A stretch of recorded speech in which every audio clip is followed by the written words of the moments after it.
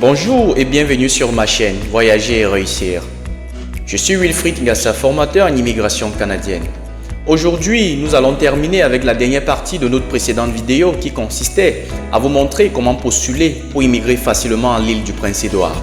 Si toi aussi tu souhaites être assisté dans l'une de tes procédures, alors n'hésite pas de me contacter à travers les coordonnées qui s'affichent à l'écran ou encore dans la barre de description.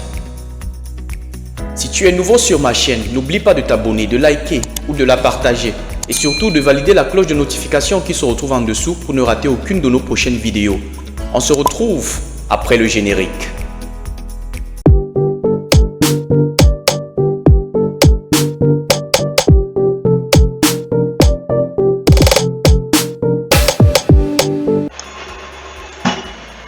De retour les amis, alors chose promise, chose due. Dans notre précédente vidéo, je vous avais présenté le programme de recrutement international qui avait été instauré par la province de l'île du Prince-Édouard du Canada. Donc aujourd'hui, nous allons terminer justement avec la deuxième et dernière partie de la vidéo qui consistait justement à vous montrer comment postuler. Ceci nécessairement à partir d'un CV canadien. Je tiens à préciser également que dans une prochaine vidéo, je vous montrerai comment concevoir votre CV canadien. Et donc, on va commencer. Vous allez vous rendre dans la barre de recherche de votre navigateur. Vous allez cliquer, vous allez saisir gouvernement de l'île du Prince-Édouard. Ensuite, vous cliquez sur le premier lien. Naturellement, pour ceux qui étaient présents la dernière fois, ils savent de quoi je parle. Et pour ceux qui n'y étaient pas, donc voilà, vous allez regarder les dernières vidéos, la précédente vidéo. Donc, vous allez cliquer sur immigration, ensuite recrutement international à l'île, activité de recrutement. Ok, on va venir ici dans cette section, on va valider et c'est parti. Nous sommes rendus justement sur la page de renseignement des informations pour pouvoir postuler. Donc on va parcourir minutieusement. Donc on va recommencer la lecture, hein. Ça va permettre à ceux qui n'étaient pas là de pouvoir se rattraper. 2024, recrutement international, bassin de talent. Un bassin de talent évidemment. Bienvenue, nous sommes très heureux de nous connecter avec vous pour des opportunités dans l'île du Prince-Édouard. Sur cette plateforme virtuelle, fournissez votre CV pour initier le contact. Donc je rappelle ici que pour pouvoir postuler, vous avez besoin d'un CV canadien. Et même discuter avec les employeurs de l'île du Prince-Édouard qui embauchent actuellement. Alors, qu'attendez-vous? Vous voyez, même le gouvernement vous demande de saisir aux opportunités. On va descendre. On va accéder à la première rubrique. Ils disent, veuillez sélectionner le domaine de travail pour lequel vous souhaitez être pris en considération en fonction de votre expérience ou de vos compétences. Donc, il nous présente justement une liste de domaines que nous allons sélectionner en fonction de notre profession ou alors de notre domaine actuel. Donc je précise, ça dit si vous voulez faire dans la médecine, vous allez venir justement chercher un métier, cocher justement un métier de médecine, ainsi de suite. Si c'est l'éducation, TIC, ainsi de suite. Donc on peut voir là, soins de santé, éducation, TIC, technologie de l'information et de la communication, les informaticiens, hospitalité, industrie du camionnage, les chauffeurs et tout là. Fabrication, biosciences et tout. Donc on va sélectionner. Dans notre cas, nous continuons justement avec notre personnage, Monsieur Jean Bosco. Donc ce que vous ne saviez pas évidemment, c'est que Monsieur Jean Bosco était évidemment un informaticien. Donc on va venir dans la catégorie de l'informatique. On va sélectionner ce dans quoi est-ce qu'on aimerait bien faire. Donc Monsieur Jean Bosco, actuellement, il est développeur, donc on va dire ça comme ça. Donc on va cocher développeur web, programmeur. Je tiens à préciser également que si dans le domaine choisi, vous êtes à même ou alors vous avez des capacités multiples, alors vous pouvez sélectionner tout ce qui vous passe par la tête. Donc je peux même venir cocher tous les 4 naturellement. Ça n'aura pas d'impact. Bien après, ils vont demander de préciser en fait. Donc voilà où ça va faire la chose. Donc on va décocher. Monsieur Jean Bosco, il est simplement développeur. Donc c'est ça. On va descendre. D'accord. on va renseigner son nom. Donc, c'est Monsieur Jean. Monsieur Jean, son prénom, Monsieur Bosco. Ok, on descend. Confirmer le courriel. Donc, on va accéder à Yopmail, évidemment, pour nous rassurer que le mail de Monsieur, la boîte mail de Monsieur Jean Bosco est bel et bien fonctionnelle. Donc, on va renseigner de nouveau l'adresse de Monsieur Jean Bosco qu'on a l'habitude d'utiliser. C'était jean.bosco @yopmail.com.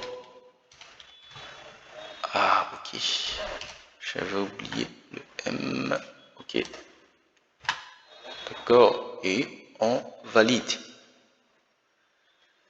Ok, c'est bien la boîte de Monsieur Jean Bosco. Donc, et tout. Donc, ce qu'on va faire, on va revenir justement saisir cette adresse ici. Je tiens à préciser que dans votre cas, vous pouvez utiliser, je sais pas, une adresse Gmail, une adresse, je sais pas quoi, iCloud et tous les autres. Donc, même Microsoft, ça dépend. Toujours est-il, vous devez vous rassurer évidemment que votre boîte mail est fonctionnelle. Donc, c'est ça. Donc, Monsieur Jean.Bosco @yopmail.com. Ok. On va confirmer son adresse. Copie et je colle. Donc, il nous demande évidemment de charger notre CV. Je tiens à préciser que ce CV, c'est un CV style canadien. Donc, ne venez pas justement, on va dire, charger un CV classique, un CV adapté à, on va dire, à votre pays et tout, en espérant justement être sélectionné ou alors être tiré. Ça ne pourra pas marcher évidemment parce que vous postulez depuis l'étranger au Canada. Donc, voilà comment ça se passe. Vous devez vous faire un CV, vous faire constituer un CV canadien et professionnel donc pour pouvoir postuler. Donc, on va charger le CV de Monsieur Bosco. Donc, je l'avais déjà quelque part, j'avais mentionné. Donc voilà, le CV de Monsieur Bosco a été chargé. Vous avez la possibilité également de supprimer ce CV si vous vous rendez compte que ce n'était pas le bon. Vous n'avez pas fait le bon choix. Donc on va descendre. Vous aurez le temps de lire, hein, les amis. C'est rien de grave en fait. On va descendre, on va valider la confidentialité et on va continuer, sauvegarder et suivant. On poursuit. On patiente un instant que le système charge. Voilà, rendu à la deuxième page les amis, je tiens à préciser encore une fois de plus que vous pouvez changer la langue évidemment. Pour les anglophones, vous pouvez changer la langue à partir d'ici, à votre droite. Ils disent, veuillez répondre aux questions de qualification générale suivantes. Quel est votre pays de nationalité? Monsieur Jean Bosco, il est camerounais, naturellement, vous le savez. Ok. Quel est votre pays de résidence actuelle? Donc, Monsieur Jean Bosco, je vais dire, est d'origine et de nationalité camerounaise et il est également, il vit également au Cameroun actuellement. Donc, on va valider Cameroun. Vous avez entre 18 et 59 ans. Il nous demande en fait, il nous pose la question. Donc, on va venir, on va mettre oui ou non. Monsieur Jean Bosco, évidemment, il est entre eux, il est dans l'intervalle de 18 et 59 ans. On va mettre oui. Ils disent, avez-vous un visa vacances, travail, valide pour voyager et travailler au Canada? Dans le cas de Monsieur Jean Bosco, non, il n'a pas de visa. Là, c'est pour ceux qui ont peut-être initié une procédure, on va dire, dans le temps passé, et donc peut-être qui ont reçu un visa à un moment donné, peut-être pour les affaires et tout, visite, affaires et tout. Voilà. Expérience professionnelle. Maîtrise de l'anglais. Êtes-vous capable d'effectuer des tâches professionnelles en anglais? Donc, il nous pose la question en fait. C'est à nous de dire oui, intermédiaire, oui de base ou non. Généralement, les amis, si vous n'êtes pas sûr justement de bien maîtriser la langue, je vous recommande de mettre oui de base. Évidemment, c'est le niveau moyen. Donc, voilà. C'est ce qu'on va faire. Donc, on va dire là, c'est vraiment le niveau moyen. Donc, quand je dis moyen, je fais surtout référence au niveau de la plupart d'entre nous, ou alors d'entre vous, parce que je sais que en général, surtout les francophones, beaucoup de francophones ne maîtrisent pas nécessairement l'anglais, et donc voilà, de base c'est suffisant. Parce que intermédiaire, en fait, ça va le laisser croire évidemment que vous êtes à même de mieux vous exprimer justement dans cette langue-là. Donc, vous devez mieux mettre. Bon, en tout cas, c'est mieux de mettre le niveau justement que vous jugez le mieux. Donc voilà, on va mettre 8 de base pour Monsieur Jean Bosco. Maîtrise du français. Évidemment, Monsieur Jean Bosco, il sait parler français, mais vous savez, avant de mettre 8 experts, vous devez vous rassurer également de savoir réellement, on va dire, de maîtriser également le français. Donc, Monsieur Jean Bosco, on va mettre 8 intermédiaires, parce que 8 c'est parler et tout, mais c'est pas sûr là que peut-être il s'en sort plus au max, si on va le dire ainsi. Donc, on va mettre 8 intermédiaires. Donc, êtes-vous intéressé à travailler à temps plein à l'île du Prince-Édouard? On va dire oui, évidemment. Combien d'années d'expérience professionnelle à temps plein avez-vous en rapport direct avec le poste auquel vous postulez? Donc, il nous demande combien d'années d'expérience professionnelle avons-nous à temps plein avec en rapport avec le poste qu'il nous demande. Donc, voilà, on va venir sélectionner. C'est-à-dire, en d'autres termes, ce que ça veut dire, c'est que combien d'années date votre expérience de travail. Donc, c'est tout simplement ce que ça veut dire. Donc, Monsieur Jean Bosco, on peut dire qu'il a travaillé, il est dans la marge de 2 à 4 ans. Donc, voilà. Quel est votre poste actuel? Actuellement, Monsieur Jean Bosco est toujours développeur. Donc, il est toujours développeur. Attendez. Développeur. Ok, on va mettre quelque chose comme ça. Développeur web, donc on va le dire comme ça. Désolé. Développeur web. Ok. Quels sont les postes que vous avez occupés précédemment? Donc, on demande à Monsieur Jean Bosco quels sont les postes qu'il a occupés précédemment. Donc, je ne sais pas, vous pouvez toujours venir mettre le même développeur web, parce que je tiens à préciser que pour, tous les candidats n'ont pas le même antécédent en justement de travail et tout. Donc, voilà. On peut mettre peut-être développeur web, comment on va dire ça? Technicien réseau, voilà, par exemple. Technicien réseau. Quoi d'autre? On peut par exemple mettre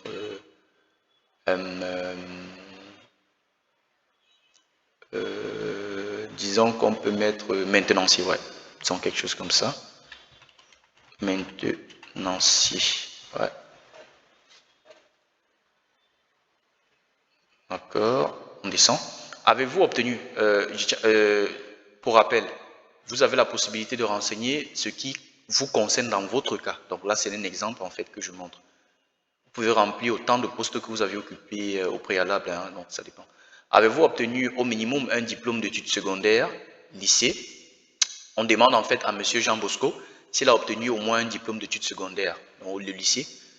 Naturellement, ils font référence soit à un probatoire ou à un baccalauréat, hein, donc voilà, on peut dire oui et on descend. Quel est votre plus haut niveau d'études? Donc, dans le cas de Monsieur Jean Bosco, peut-être on peut dire qu'il a actuellement peut-être une maîtrise. Là, on va mettre peut-être une maîtrise. Mais ça dépend. Vous, dans votre cas, vous allez vérifier quelle est la catégorie qui s'applique à votre situation. Donc, est-ce que c'est l'éducation secondaire? C'est-à-dire, est-ce que vous avez laissé les études au niveau secondaire, apprentissage, formation professionnelle et technique et tout? Ça, c'est les centres de formation, école de formation et tout. Bachelor, maîtrise et tout. Donc, on va mettre maîtrise pour Monsieur Jean Bosco. Comment avez-vous entendu parler de cette mission de recrutement? Donc, il nous demande la référence. Donc, par quel moyen comment est-ce que nous avons découvert ou alors nous avons entendu parler de, on va dire, de ce recrutement qu'ils ont lancé? Donc, ça dépend, hein, vous pouvez mettre n'importe quoi en fait. Moi, par exemple, je peux mettre médias sociaux. Non, on va mettre site web, quelque chose comme ça. C'est facultatif. Je vais dire c'est au choix, autant pour moi. C'est obligatoire dans le formulaire, mais c'est au choix. Vous pouvez prendre n'importe quoi. Ensuite, quand vous avez terminé, vous validez sur suivant, sur sauvegarder et suivant. Donc, lorsque vous allez cliquer ici, évidemment, vous allez voir, le système va vous renvoyer justement une information comme quoi vous avez soumis votre formulaire, on va dire votre formulaire dans le bassin des talents. Donc, voilà.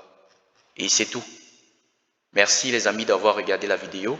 N'oubliez surtout pas de liker, de partager, de vous abonner et de surtout valider la cloche de notification qui se retrouve en dessous de la vidéo. Pour notre prochaine vidéo, je vous ferai évidemment des démonstrations sur comment établir votre CV canadien par vous-même. Et aussi, je tiens à préciser de nouveau que pour ceux qui souhaitent être ou alors souhaiteraient être assistés dans leur procédure, n'hésitez surtout pas à me contacter à travers, on va dire, mon contact ou mon adresse mail qui se retrouve juste en dessous de la vidéo, ou même de me faire un message, donc, ou de faire un commentaire en dessous de la vidéo. Cela va me permettre naturellement de pouvoir vous contacter et tout. Donc voilà. Merci, à la prochaine.